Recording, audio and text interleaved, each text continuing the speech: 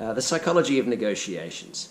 So as the name suggests, this is about the psychological concepts that can sit behind or within a negotiation.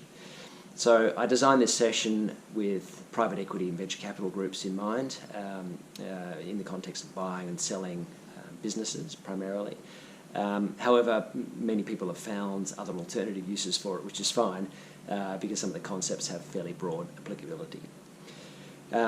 So what these sessions do, there's 3 sessions in this sort of series on the psychology of negotiations. In each session I take a concept from the psychological research, so what do we understand from the psychology, how then can we apply it, or what's the research show when you try and take this psychological concept and put it in a negotiation context, and therefore what are some of the practical real-world solutions that we can develop and use as a result of some of that knowledge.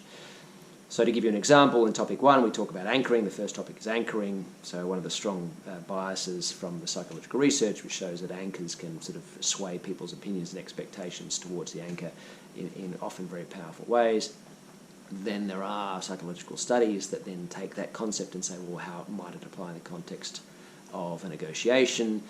And so then taking those pieces of research, we then look at questions like, well, should you go first in a negotiation? Should you put a number on the table first? Well, maybe you should, because that then provides an anchor that might then sway the response that you get from the other party to your negotiation. Well, yes, maybe you should, but also there's risks in doing that. What if you offer them something way too high and they just immediately accept it because it was much more than they're expecting anyway? Or what if you offer them something way too low, trying to drag them down to your level, but you diminish trust and rapport, for example, and the negotiation fails at that point. So that's really what we're trying to do, is to unpick how do you practically use some of the concepts from the psychological and negotiations research.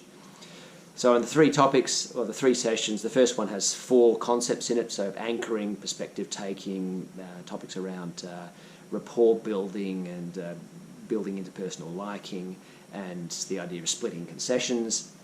So there's 4 in the first topic. There's a further 6 concepts in the second topic, which relate to things like the consistency effect, overcoming a fixed bias, finding creative solutions, avoiding miscommunications and misunderstandings, capturing your counterparty's attention, for example.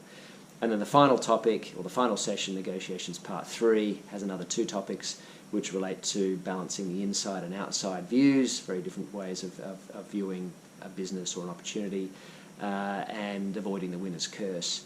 At the end of negotiations part 3, I also leave people with a checklist that's got the 12 topics that we've covered, or the 12 concepts we've covered across the 3 negotiation sessions. So 2 hours for the first session, 2 hours for the second session, 1 hour for the third session. That includes, again, plenty of time for discussion and elaboration of some of the sort of concepts and how they can be used. I've got a mini sort of negotiations exercise up front in the first one, and then plenty of other little examples and opportunities for people to try out some of the concepts on the way through.